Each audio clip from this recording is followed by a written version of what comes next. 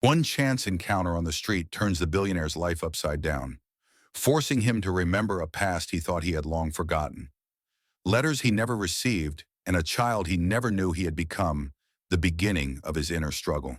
When the truth comes out, the man faces betrayal from those he trusted the most. Now he has to make a choice: save the empire or become the one who will finally be there. Not by status, but by heart. Don't forget to subscribe and like so you don't miss new stories.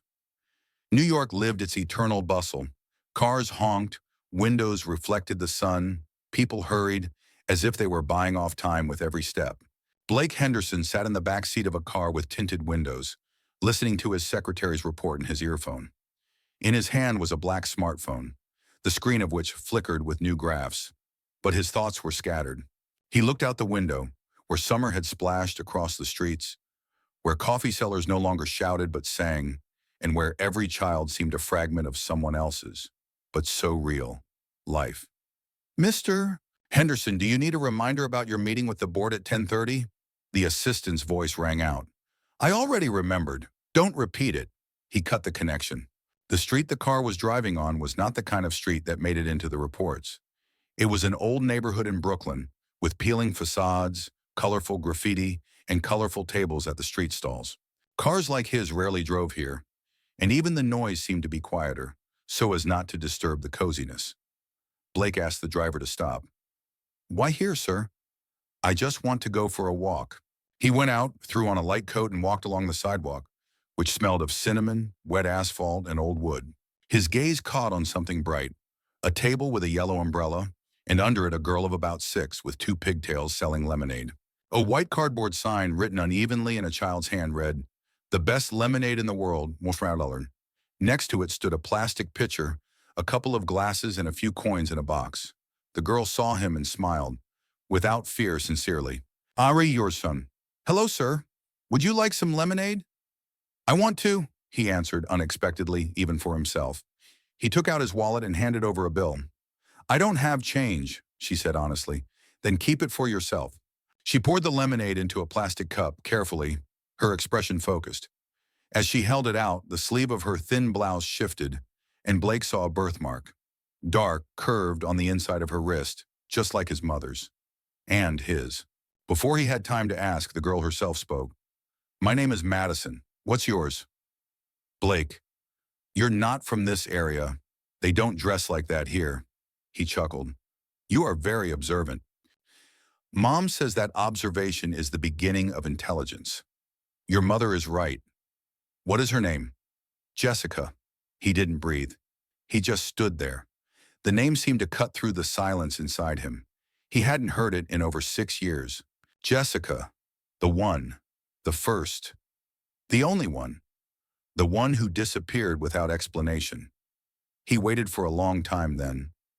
Then he got angry. Then he became indifferent. But the name remained in his memory, like a splinter. Where is your mother now? She works. At school. Sometimes she draws at home. She also bakes wonderful muffins, but she says that selling them is shameful. Why? I don't know. Maybe because adults are embarrassed to be themselves. He smiled. He wanted to say something, but the voice in the earphone reminded him of the time. Mr. Henderson, the council is meeting. You must be in the building in 20 minutes. Sorry, Madison, I have to go. Thanks for the lemonade. Come tomorrow. I'm always here after lunch. He nodded. He got into the car but didn't say a word. The driver was silent, as if he sensed that something had happened. He looked out the window, but he no longer saw the city. Only the girl. Only a spot. Only a name. In the evening, he was in the library of his house. He walked around the shelves, took out an old box where letters, postcards, notebooks were kept. Among them, not a single letter from her, not a single answer. Only his drafts, only unsent lines. He stood up and found a contact on his phone. Garrett Wayne. Garrett, I need a report of correspondence going back 6 years. Anything related to Jessica Miller's address. Blake, why dig into the past? They just came. You're at it again. Garrett, I'm not asking. He switched it off. For the first time in a long time, he felt in his chest not anxiety, not anger, but a premonition, like before a storm or before a miracle. The overcast sky over Manhattan seemed to reflect Blake's state of mind. The city hummed, hurried, glittered with shop windows and made noise with cars, but he heard nothing. It was as if he were walking through a film in which everything was muted, light, sound, and sensations. 3 days had passed since that meeting at the lemonade stand. 3 days during which he could neither sleep nor concentrate. He returned there the next morning and found neither the girl nor the table, just an empty corner, as if he had imagined it all. He sat at a huge table in the Henderson Global Conference Room, but his mind was anywhere but on numbers and graphs. Umri, that's why we propose selling assets on the East Coast and redistributing funds, one of the managers said. No, Blake interrupted. We don't sell assets that generate stable income. That's not up for discussion. But sir, the advice, the council doesn't see beyond the quarterly report. I see beyond. The matter is closed. After the meeting, he went up to his office and immediately called, Sam, you promised to find information. Found her, Jessica Miller, 33 years old, lives in Brooklyn, Woodside, teaches children's art school, divorced, below average income, no criminal record. Moved 6 years ago, almost right after that summer. You were sure that she left on her own, without words. I was sure because you didn't get anything from her. And now I'm sure that I didn't receive it, because someone didn't give it to me. That same evening, Blake opened the box again. He took out an old notebook.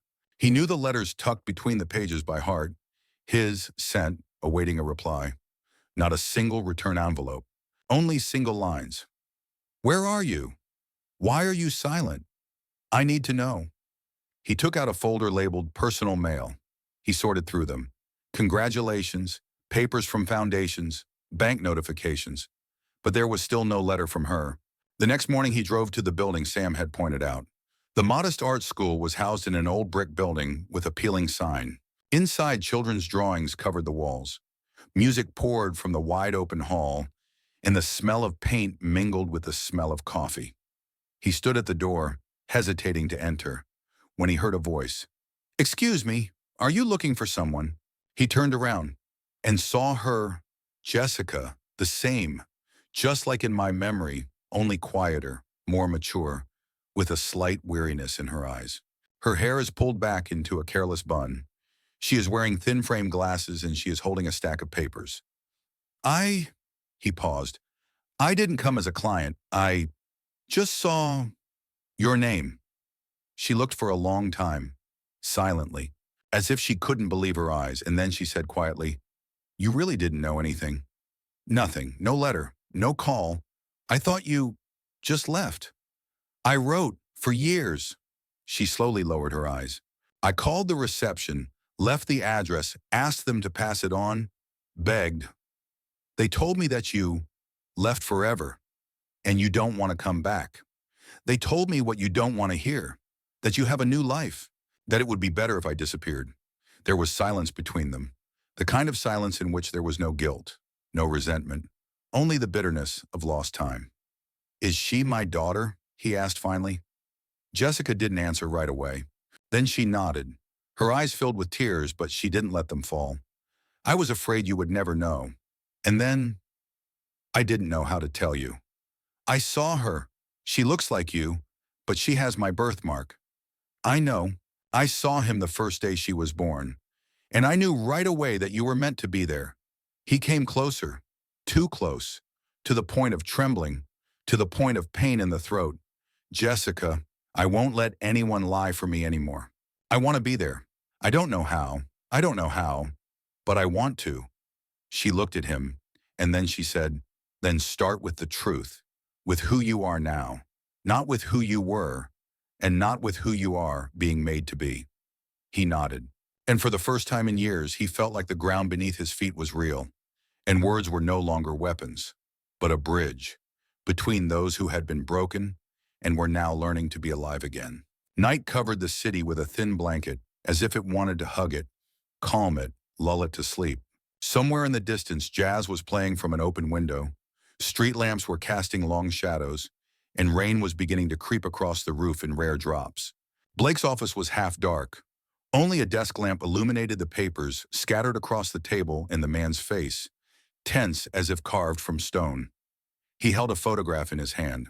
Jessica Summerold laughing, in a daisy dress and with her hair braided. Next to her, he, then still a boy with ambitions, but already with a stubborn look. No other photograph had ever caused him so much pain and hope at the same time. There was a knock at the door. He did not turn around. "Come in, Garrett."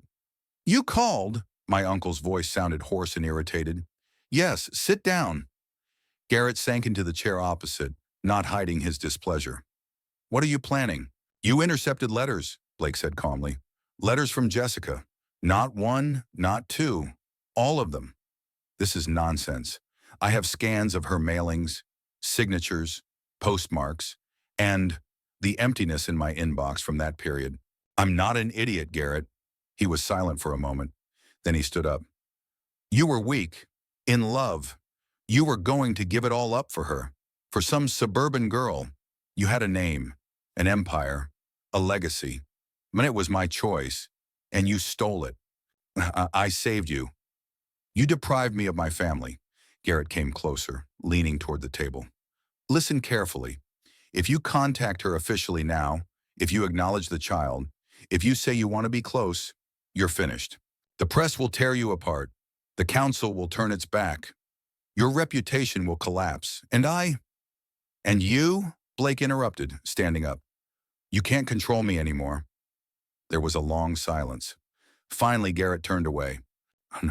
"You will destroy everything we have built. I will build something that matters." The next morning, Blake went to the school where Jessica worked. He brought a box with him. In it were letters he had never received, but now knew they were. She met him in the hall, tired, in a dark blue coat, holding a mug of coffee. "You look like a person who hasn't slept all night," she said. "That's right. Can I talk to you?" She nodded. They sat down in the empty classroom on small chairs made for children. Blake put the box on the desk. "This is everything I didn't get. What you wrote, what I wanted to read then, but I'm only reading it now." She slowly opened the box, running her fingers along the edges of the paper. "I don't remember what I wrote anymore. But I will remember, because every word is what I have been missing all these years." He took out one letter and began to read it aloud. "I don't know how you'll react when you find out, but I feel like I have to tell you. There's a new life growing inside me. It's not fear. It's a miracle. It's you. You wrote this a week before you disappeared." Jessica pressed her lips together and looked away. "I wanted you to be near, but I didn't know how to demand. I knocked, but didn't shout. And I didn't hear, because someone closed the door." She looked out the window. "And now what? Do you want to take it all back?" "No, I want to build everything from scratch. It's not that simple. I'm not asking for it to be easy." At that moment, Madison ran into the classroom, flushed with a brush in her hands and splashes of paint on her cheeks. "Mom, I drew us. Look." She stopped when she saw Blake. "Oh, you again?" "Hi, Madison. Nice to see you." She came closer, without fear, with curiosity. "Are you my dad?" The question sounded calm, as if she just wanted to know. Not for the fairy tale, but for herself. Blake looked at Jessica. She nodded. Barely, but it was enough. He dropped to one knee in front of the girl. I would really like to be, if you allow me." Madison thought for a moment, frowned, and then handed him the drawing. "Here, the three of us. You can hang it up in your place, then you won't forget." He took the sheet as if it were a treasure, and he understood. He would never forget. Because the heart, once cut off from the truth, finally beat again. For someone. Not for the empire, but for life. The morning began with the phone ringing. It rang sharply, alienally in the cozy kitchen where Jessica was cooking oatmeal, and Madison was sitting at the table, drawing with markers. The sun was lazily filtering through the curtains, and the air smelled of vanilla and warm milk. Jessica wiped her hands on her apron and picked up the phone. "Hello? Good morning, Miss Miller. This is Garrett Wayne's attorney speaking. We have questions about your daughter. I'm sure we can work this out privately." "Excuse me, who are you?" Her voice became cold. "It's better to meet in person. Otherwise, the conversation may turn into a legal matter. She hung up without listening to the rest. Her heart was pounding, like the first day after giving birth, when the doctors had a hard time getting Madison out of the room. Jessica went to the window and took a deep breath. "Mom, what's wrong?" Madison asked. "It's okay, baby. It's just, we'll see Daddy soon." An hour later, she stood outside the Henderson Global office, in front of tall glass doors that reflected the street and sky. Inside, there was glitz, cool marble, and polite glances. Blake came out to greet her. "He's threatening," Jessica said without greeting. "He's threatening to take Madison away." "He wouldn't dare." Blake clenched his fists.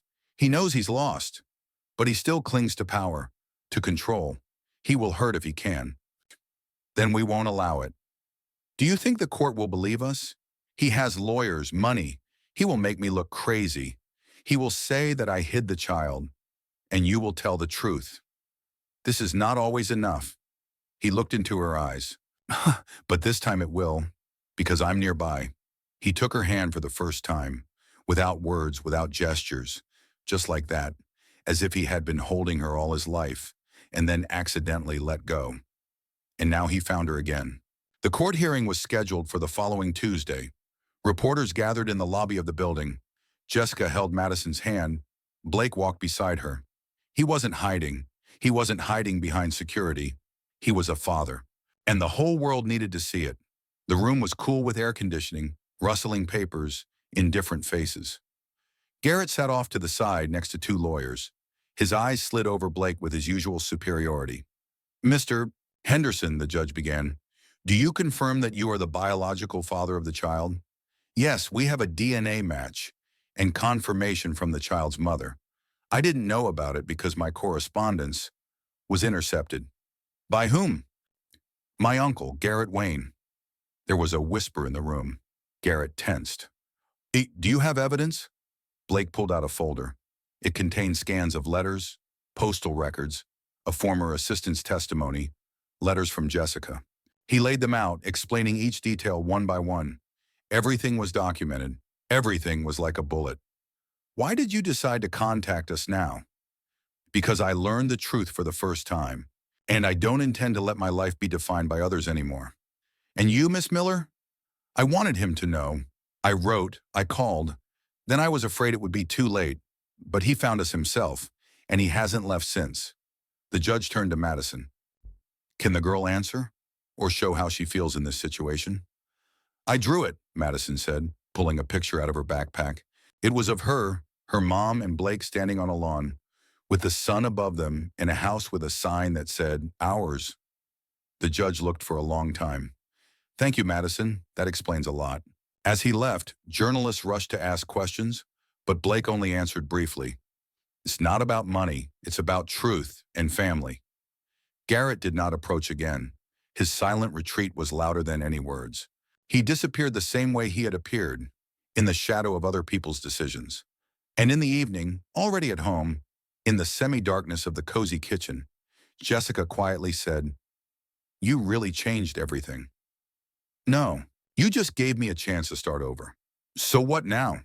"Now," he looked at Madison, who was sleeping on the couch, hugging a pillow. "Now I won't let you waste another day." September New York was no longer blazing hot, but not yet cool to the point of dampness. The air was crisp, with the scent of approaching autumn. The leaves on the trees were beginning to turn yellow, and the city, tired of summer, seemed to be taking a breath before a new chapter. The morning began slowly, with soft light, with coffee on the patio, with silence. Blake stood by the window, in a sweater and holding a mug, watching Madison draw on the veranda. Her curls were tangled in the wind. She concentrated on drawing lines, forgetting about everything. He smiled and went back into the house. Jessica was cutting apples for a pie. The kitchen smelled of cinnamon, dough, and something cozy that was impossible to describe in words. "She's calm in the morning," he noted, "because you are here." "I'm still not used to it," he admitted. "That someone looks at me not as a headline from a magazine, but simply as a person." "Fine, you don't have to get used to it. Just be." He came closer and hugged her around the waist. "Subway, Jessica, I have decided to resign from the council." She turned around, surprised. "At all?" "Yes. I gave my share to a trust fund. It will be involved in helping children, centers, educational programs, scholarships, and I want to name one of them after her. In honor of Madison, in honor of what she changed, in honor of what I found. She didn't answer. She just nodded. Sometimes words get in the way when feelings speak louder. Later, the three of them went to the new building, a modest one with a gray facade and a bright sign, the House of the Sun Arts Center. Inside were spacious classrooms, easels, boxes of pencils, display cases with children's drawings. The official opening was modest, almost homey. Parents with children came, a couple of reporters, and old violinists from the local Philharmonic, whom Blake invited personally. Did you really come up with this yourself? The girl with pigtails asked, looking at the wall where a collage of Madison's photos hung. True, he squatted down, because every child should know his talent is important, and no one has the right to hide it. In the evening, when everything was quiet, they were alone in the building. Jessica was putting books in the closet. Madison was falling asleep right in the soft chair. Blake was standing by the window, watching the lights come on over the city. Jessica came up to him and hugged him from behind. Do you think you would be here if things had happened differently? No, I would be in my office, with graphs, with loneliness. And now? And now I have a life. Not an illusion, not power, a real one. The kind that smells like paint and pies. She smiled and pressed her cheek against his shoulder. Do you want me to show you something? Certainly. She led him into the next room. There, on a stand, hung one of Madison's latest drawings. It showed a house with a large window, behind which three people were standing, and each of them had a birthmark on their wrist in the shape of a sun. She sees us as we have become, not as we were, and that is what matters most. So, everything worked out? He asked quietly. The most important thing happened. We are home. When they returned, Madison was already awake. She rubbed her eyes and looked at Blake. Dad, are you going to the office again tomorrow? No, baby. Tomorrow we'll go to the park. You promised to show me how you learned to ride a bike. Is it true? Absolutely. She hugged him tightly with her whole body as if she were afraid he would disappear. But he didn't. He was there. Forever. Not as a name in the headlines, but as a voice, as a hand, as a heart, as a father. And somewhere in this city full of noise and light, among glass towers and cobblestone streets, someone simply started over, without loud promises, without guarantees, but with love, and therefore, with hope.